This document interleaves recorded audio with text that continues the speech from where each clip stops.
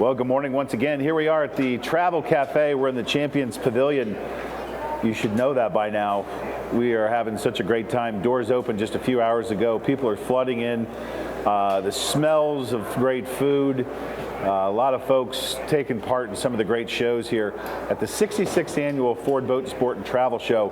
And I am Bryan Poynter, your host for this Facebook Live. You're going to want to go to IndySportsShow.com and check out any of the great channels that Renfro Productions has for the Deer Turkey Waterfowl Expo, for the Motorcycle and Power Sports Expo, which is this first weekend only, and then of course the main for the Indianapolis Ford Boat Sport and Travel Show.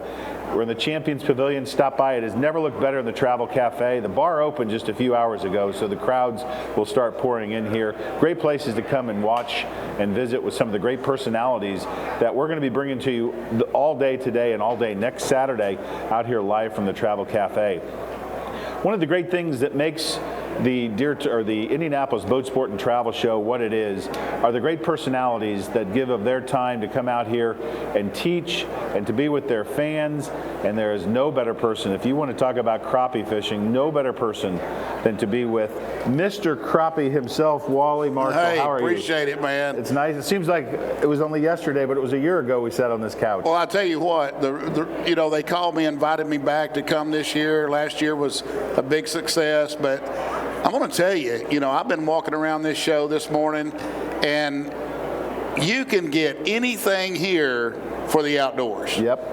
You can get a boat. You can get a rod and reel. A Yeti 110 full of beer? Oh, there's a song about that. Well, I'm just telling you, you can get anything. But all these destinations, over here that you can go to, a lot of great fishing places like Blue Bank Resort at Reelfoot Lake in Tennessee. Billy Blakely, one of my favorites. Yeah, Billy's here. All of those guys, they're just amazing. But, crappie fishing, is a family sport. Yep. And I just really like that because you get to see a lot of kids. You introduce kids to fishing. The old adage is, if dad and mom doesn't do it, the kids doesn't do it. But I guarantee it, if I get a hold of their kid, they're going to be teaching mom and dad how to fish. I don't doubt it. And you've been doing that for 50 plus years. You put nearly 100,000 miles on your truck doing what you love to do. And I got to ask you straight out of the gate, are you the world's greatest crappie fisherman? No, I'm not the world's greatest, but I started all this stuff, because in 1987. That was a softball for you to hit it out of the park, by the way. Well, I appreciate you teeing it up, but I don't want to say I'm the best, but there was one day I was the best. Yep. Because when you win the national championship in 2003 in Oklahoma on Fort Gibson Lake, my partner Jeff Hyman and I won the national championship right there on Fort Gibson Lake in Oklahoma. And we won the tournament by like 3 or 4 pounds. I mean, it wasn't even close. Yeah. I mean, it was like in crappie fishing, it's hard to make up a pound, much less 3 or 4 pounds. So the first day we had a runaway. We had this, what I call the log of all logs that was in the lake. And we were the lucky team to find this log because it was loaded up with big black crappie. And it didn't take long. We would just pitch at that log and just catch them. And in about 20 minutes, we had our limit. Well, you brought up a key point there. And one of the things about the Ford Boat Sport and Travel Show that I really enjoy is the hog trough, the folks that come out and teach, the professionals. And you're going to be doing that here today at 1 and 3. Flipping, skipping, and dipping. Flipping, dipping, and skipping. I'm going to show folks how to shoot docks, how to cast bobbers, how to cast the brush piles, how to set up on a brush pile. It's a lot of guys like to pull up on a brush pile and drop an anchor. That's the worst thing you can do is tear up the structure, And so by staying off of those brush piles and casting to them, how to find them, what to look for, where crappies hide out, It was kind of funny a few years ago, many years ago, this guy hired me that won the lottery in Texas. And so he won the real lottery in Texas, and he had a place on Lake Fork, and he wanted to show me wanted me to take him crappie fishing so he could have some fun, And so we were sitting there in the parking lot. It was kind of drizzling rain, and he goes, when's the last time you fished on Lake Fork? And I said, about 5 years ago. He said, I'm paying you to take me fishing, and you ain't been here in 5 years. And I said, buddy, they're still in the same spot. You know, that's the beautiful thing. You brought up this point earlier. Crappie fishing has always been a family sport. When you go to these fishing derbies, the fishing weekends, the tournaments, there's always a family event. I know that's something really important to you, because you even talked about, if you give me your kid, I'll make sure that that person's going to go back and teach his parents how to fish. Oh, yeah, and especially in crappie fishing tournaments today, I see a lot of husband and wife teams. You know, we have several of those on my pro staff. Beth and Danny Williamson out of Georgia. We also got Mike and Deborah Gore, and they are competitive. I'm talking about, and I got a note this year after my Crappie Expo down in Arkansas. We'll get to that. That's good. Well, I'm just saying that this guy sent me a letter going, my wife said, honey, we ought to start fishing some of them tournaments. And he said, we went out and got a boat. We got all the crappie stuff to go with it. And now we're catching crappie and entered our first tournament. And it's just making that impact on the people that has never fished.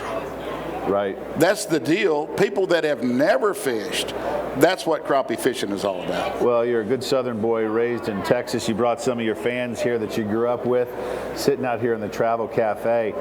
You didn't just fall into the boat. You know, this was something you've been doing for a long, long time. Right. You made your vocation your vacation. One of the things that I always enjoy about Mr. Crappie, that would be you, is your effort, your persistence, never give up. You have some great quotes that you like to say, and that's a real part of your 50-plus year success.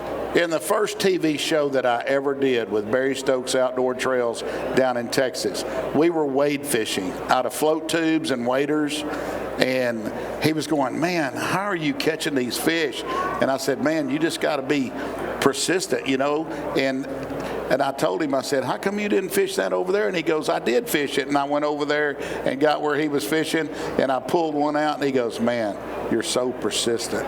You just got to be into it. You just got to think that the next time you drop that lure in the water, you're going to catch a big one. Well, speaking of persistence and the next lure in the water, you've got a brand new shooter pole here. And as you already said, it's not just about dropping a jig over the side of a boat. Right. You teach a technique that's pretty common in crappie fishing. Tell us about that. Right. I didn't come up with the technique or anything. A lot of the guys out east, you know, in the Carolinas and Georgia and areas, they do a technique called shooting docks back in the day. Show us how that works. Well, anyway, what you're going to do is you're going to take your rod and reel, and you get your line, you put your line, we don't have no line on here, but you put your line on your trigger finger and just hold it, and you grab the lure with your thumb and index finger here, and you're going to load the rod up like a bow and arrow. So your rod will be bent over like this. Then when you let go of your trigger finger and your thumb and index finger at the same time, let the lure go, and the line will catapult the lure under a dock, because the reason I like dock fishing is because docks provide the #1 structure for all game fish, and that's shade. Yeah. Shade, and more shade will catch you more crappie. That's always been one of your mantras, and that's what you're going to be teaching, flipping, skipping, and dipping, and that's what it's all about. You just showed it here. Right. Shooting those docks, shade, structure, all important. Yeah, it's crappie fishing is tough, okay? It's not an easy game, okay? But once you learn the structure, where they're at, where they hang out, it makes it a lot easier. And with GPS today and the Humminbird 360s and all the stuff that's out there, I'm telling you, a third grader and some of that Humminbird stuff can win the classic. You heard it right here.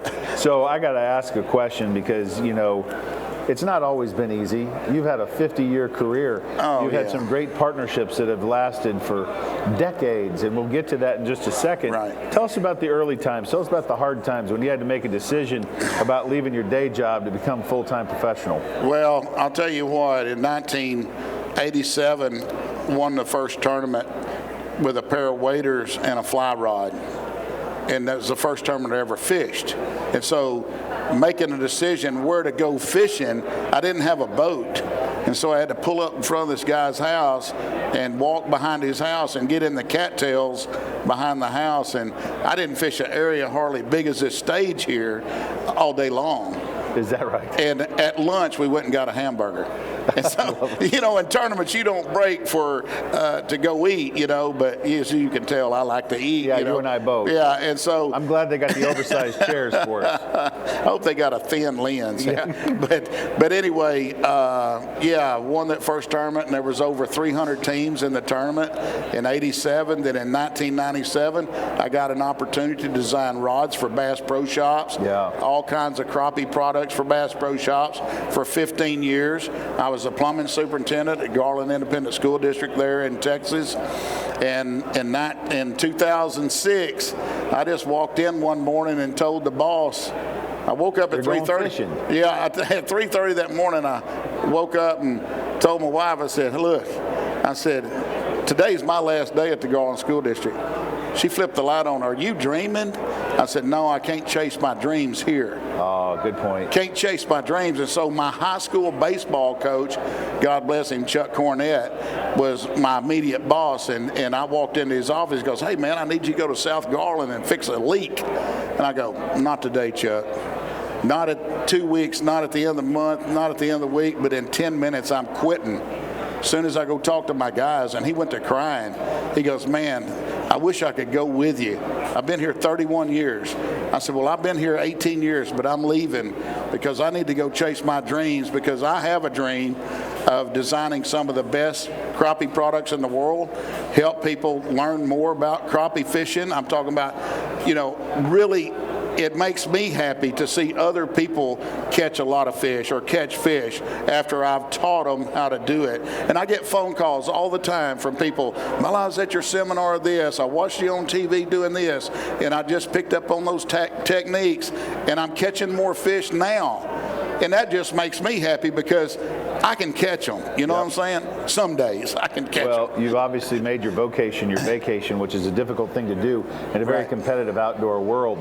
But let's talk about these products, because you had a very unique opportunity, as you mentioned, with Bass Pro Shops that led to a decades-long relationship of exclusivity with Mr. Crappie products. Right. And it's been very rewarding. What are some of the products that you're most proud of?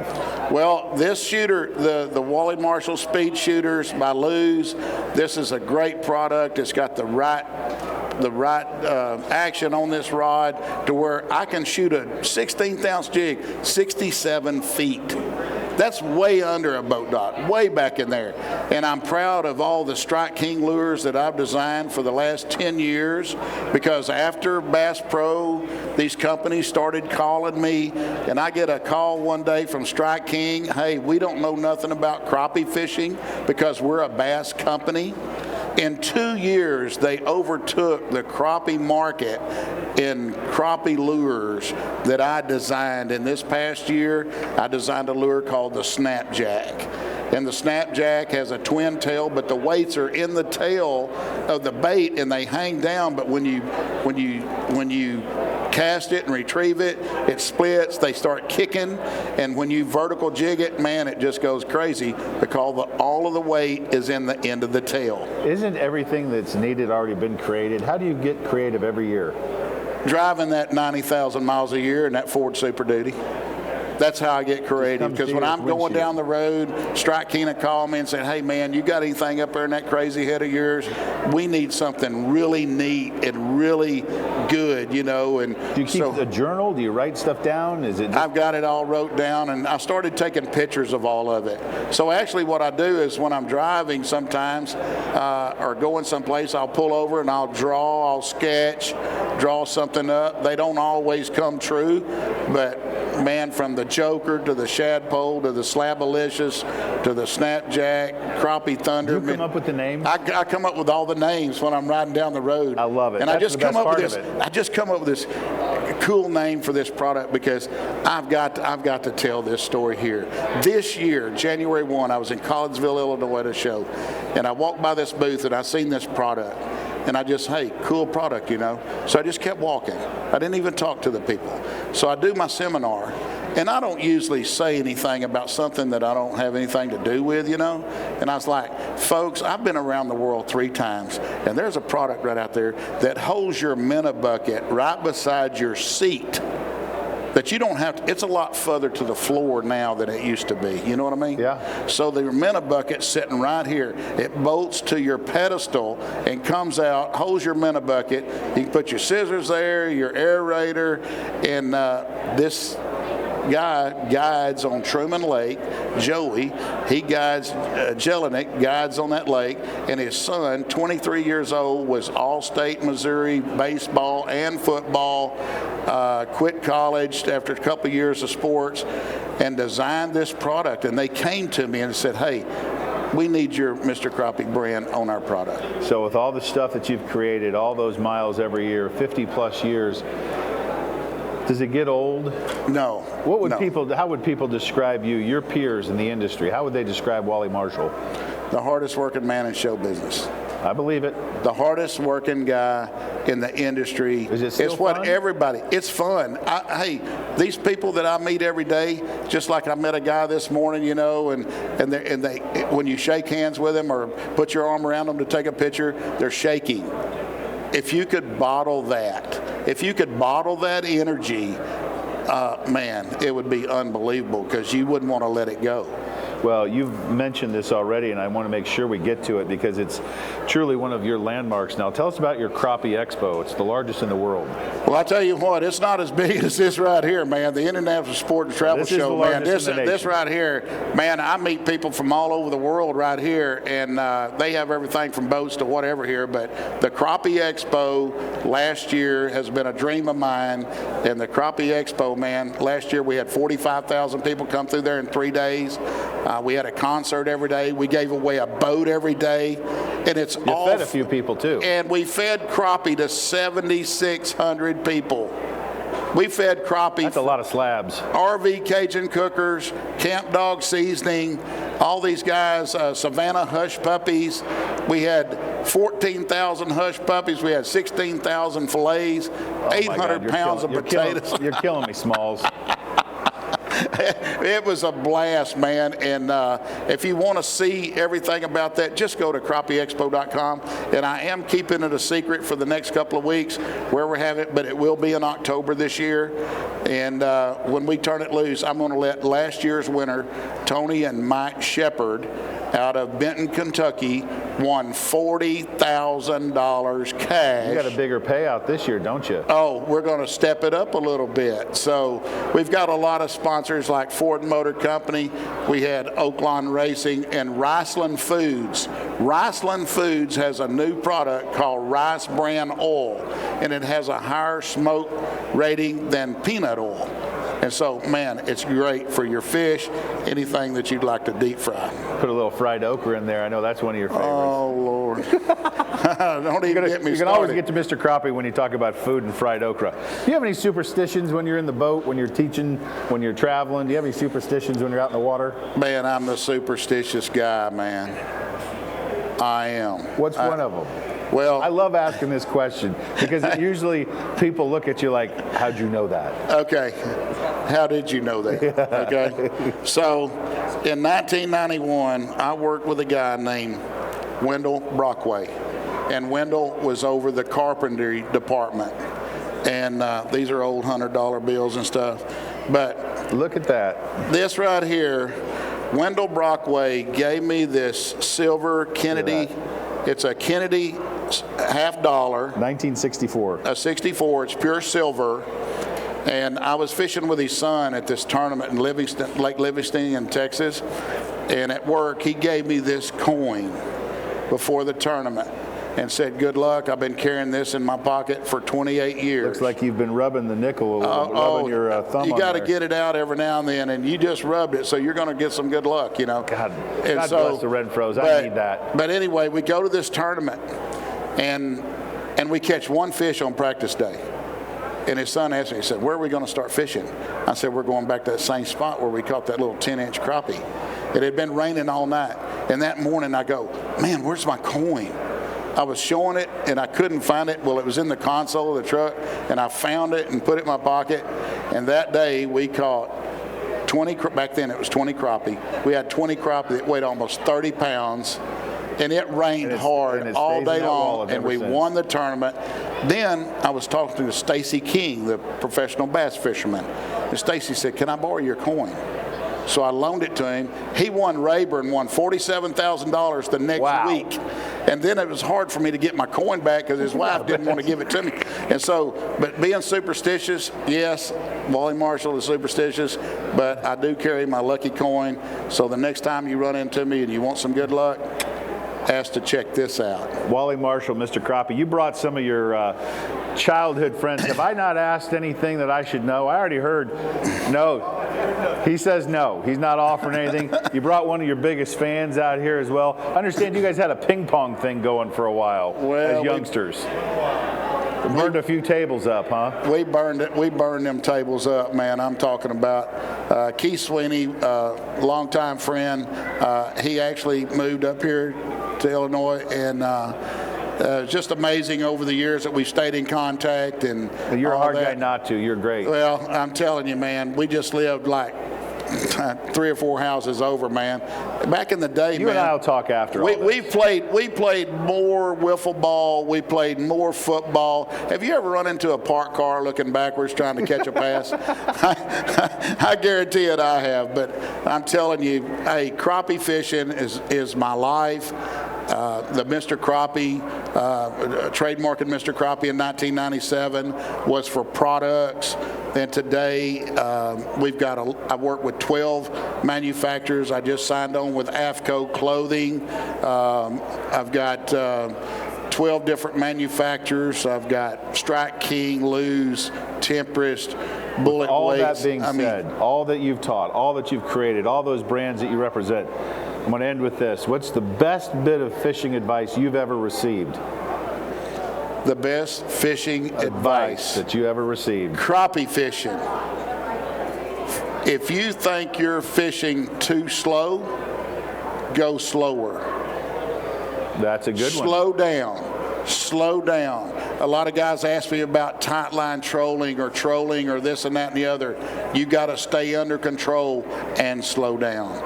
If you'll slow down on your fishing and be persistent, be like, if you thought you held it in there long enough, just hold it a little bit longer. I love it. That's a great way for us to end. You heard it here. He's going to be on stage 1 and 3 in the Hog Trough over in Tackletown. Flipping, skipping, and dipping is what we've all talked about. Oh, you're going to pay me $100? Hey, at my seminar, one lucky person is going to win $100 bill. Well, there you go. At every seminar I do, I give away Tandem 10 every time. I love it. I don't know what else you got in that wallet. I'm afraid we don't have enough time for all that, but you heard about his lucky coins, his superstitions, all the great products. This is what the Indianapolis Ford Boat Sport and Travel Show is all about, 66th annual. You're going to find a group of like-minded people, whether you hunt, fish, camp, do something in the outdoors, want to go to a great resort, just come to the Travel Cafe and have a great cocktail. I still love this bar over here. It's made out of an Airstream. You got to check this out. It's all here for you. We're going to be here all day long. We're going to be here next week as well. Come out and join us. Go to IndySportsShow.com. Click on any of the Renfro family productions for YouTube or Facebook. Yes, sir. Close one other thing. I would like to give a special thanks to Kevin Renfro. He put on the best shows in the country. I would echo that, and that's why we're out here, because we want to make sure everybody has an opportunity. Whether you physically are here or not, you get to hear great guys like Wally Marshall. We're going to be back. We're going to find out what it means to be a glamp fitter. What in the world is that? We're going to find out next hour. Join us then.